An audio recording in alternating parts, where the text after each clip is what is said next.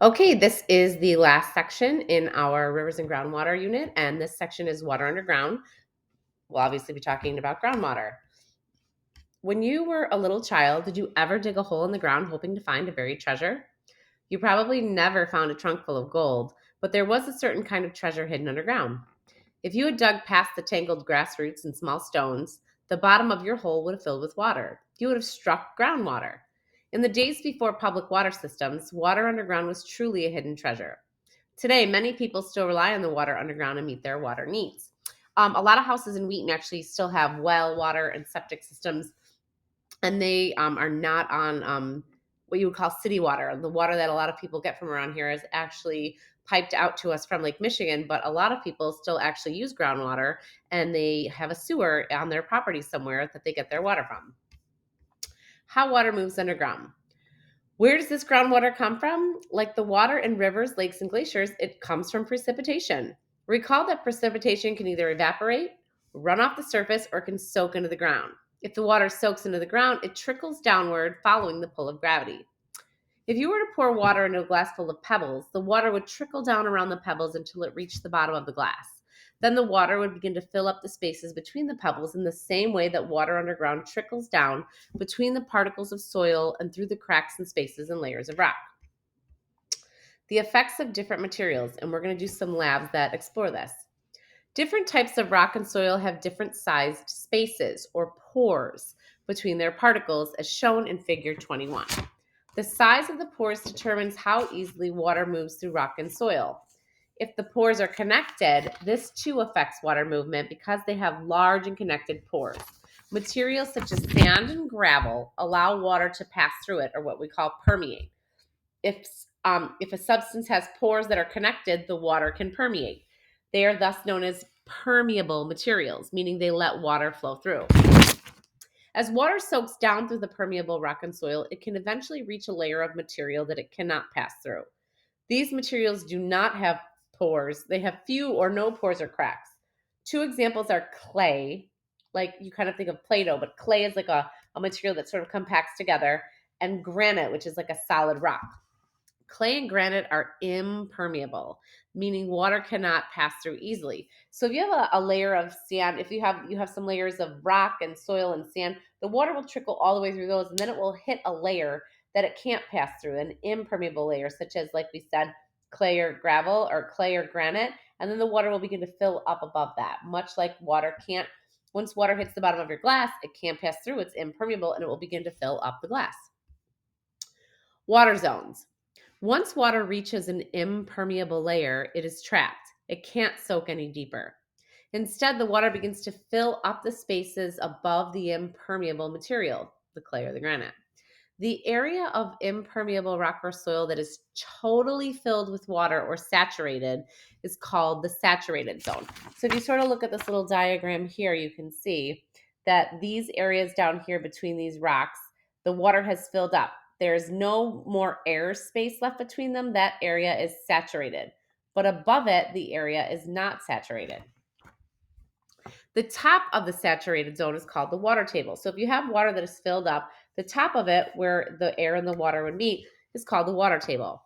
If you know the depth of the water table in your area, you can tell how deep you have to dig to reach groundwater. If you were trying to put a well on your property to get water, you have to know how far below the surface the water table is. If you don't go far enough, you won't hit any water and your well will be dry and it will be pointless to have it. So you have to go below the water table, below the level of the ground that is totally saturated with water in order to be able to get water out of your well. Soil and rock layers above the water table do contain some moisture too, but here the pores contain air as well as water. They are not saturated. Therefore, the layers of rock and soil above the water table is called the unsaturated zone. And if you look at this diagram here, we have a lot of that information we just talked about sort of built in here. Okay.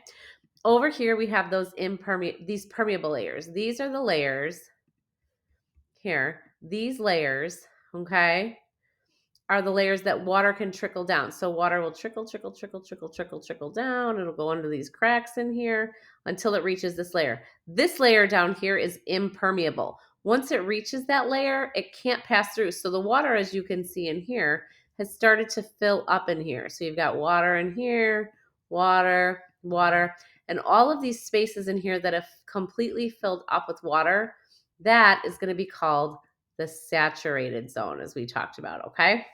The top of that saturated zone right here, that is the water table, okay? And then all of these other layers, as you can see, they still have some areas where you have some water in there, but it's not completely saturated. It is the unsaturated zone, okay? This solid rock, as you can see, is the same as our impermeable layer over here. And we have a nice close-up here showing us that here's that, if you were to look, this is the water table. These spaces are saturated, right? So this is our saturated zone. This is our unsaturated zone. They're showing us there. This area of solid rock technically does have pores, but they are not connected. So water can't get from one to the other. So it is not permeable. Okay. All right. Moving on. Bringing up groundwater. Suppose you live far from a city, town, or body of fresh water. How could you reach groundwater to use it for your daily needs? You may be in luck. The water table in your area might only be a few meters underground.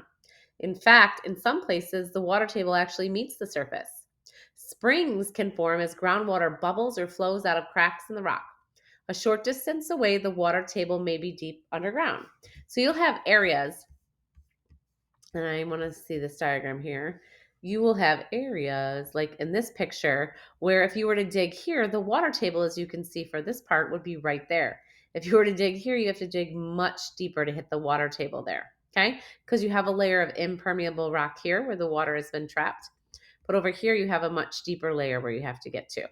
If you don't dig deep enough, like we said, you will have a dry well, and that is not going to be useful. You need to have your well below, the bottom of your well below the water table. Going back here. Suppose you live far from a city, town, or body of fresh water. How could you reach groundwater to use it for your daily needs? You may be in luck. The water table in your area might only be a few meters underground. In fact, in some places, the water table actually meets the surface. Springs can form as groundwater bubbles or flows out of cracks in the rock. A short distance away, the water table may be deep underground. Aquifers.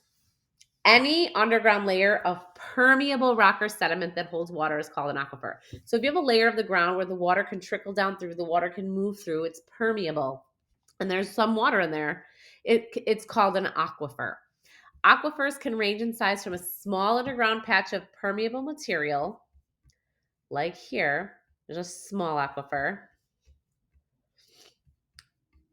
to an area the size of several states.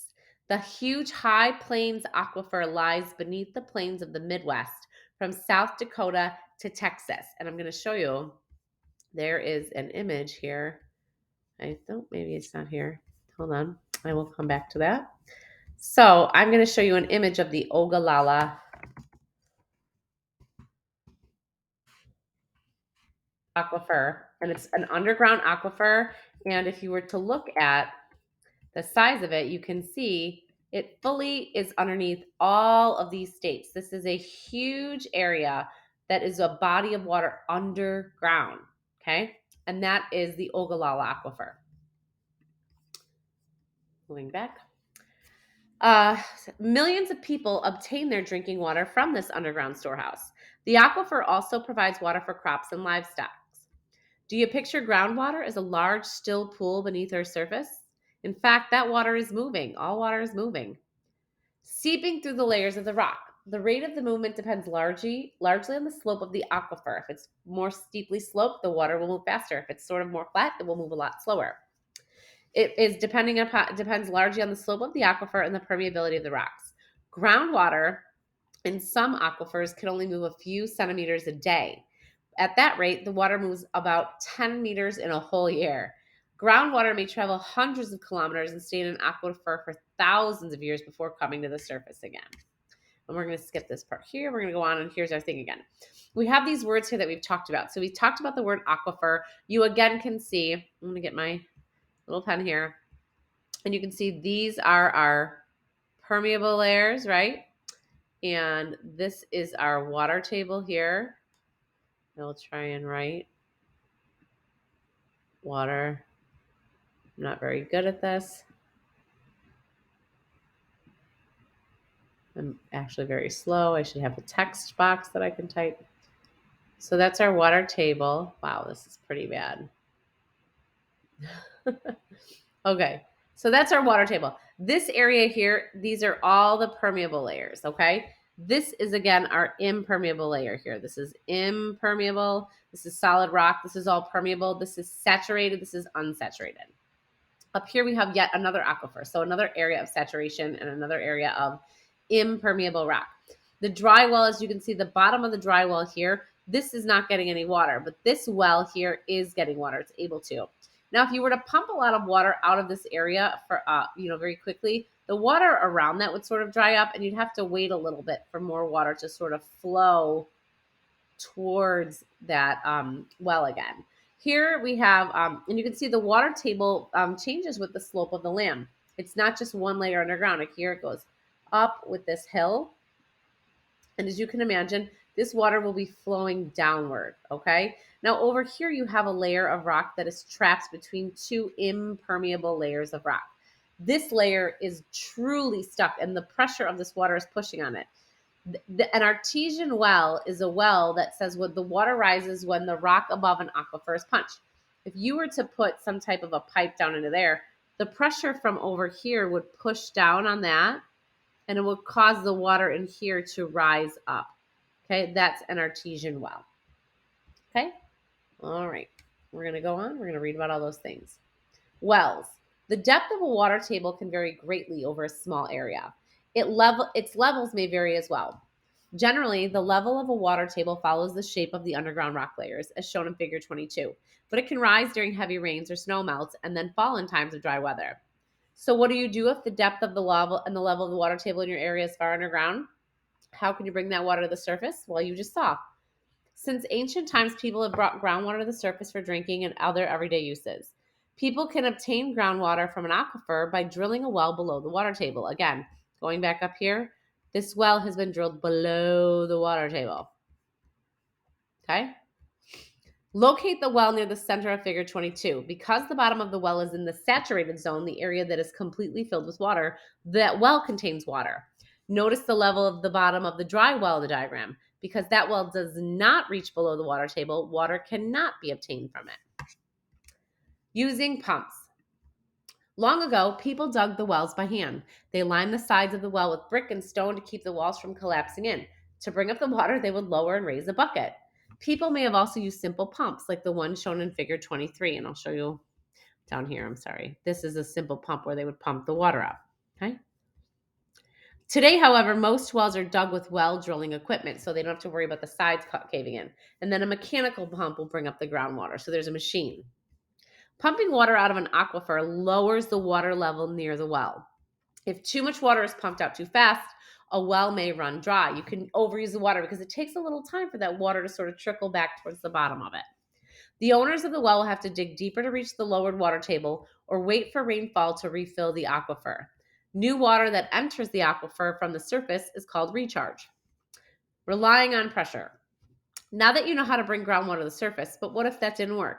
You might not be out of luck. You might be able to drill an artesian well. Like we showed you, in an artesian well, water rises because of the pressure within an aquifer. If you look back at Figure 22 and locate the artesian well, in some aquifers, the groundwater becomes trapped between two layers of impermeable rock or sediment, as we saw. The water is under great pressure from the weight of the rock above. If the top layer of the rock is punctured, the pressure sends the water spurting up to the hole, and no pump is even necessary. In an artesian well, a spring does the job. Springs and geysers. Look at this guy over here. Sometimes, and if any of you have ever been to Yellowstone and seen Old Faithful, you'll know what these are. Sometimes groundwater comes to the surface through natural processes. You read that places where groundwater bubbles or flows out of cracks in the rock are called springs.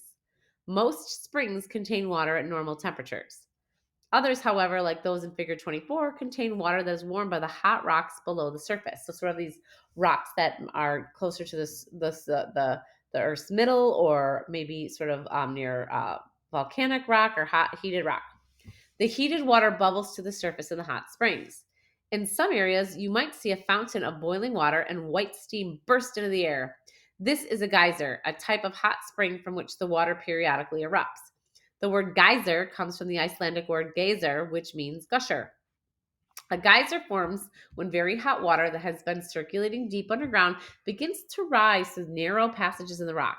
Heated gases, and because you know that as you heat a gas or a liquid, it begins to expand. The heated gases of bubbles and bubbles of steam are forced up these passages by the pressure of the hot water boiling below. Just as the pressure builds up in a partly blocked water pipe, the pressure within these narrow openings in the rock increases. Finally, the gases, steam, and hot water erupt high into the air. If you are curious about what that looks like, feel free to go to Google and do a search, or go to YouTube and do a search, and you can look at videos of Old Faithful, which is a well documented geyser in Yellowstone that erupts sort of on a schedule, and you can see what that's like. I hope that helps you understand the reading. And if you have questions, let us know. We'll talk to you.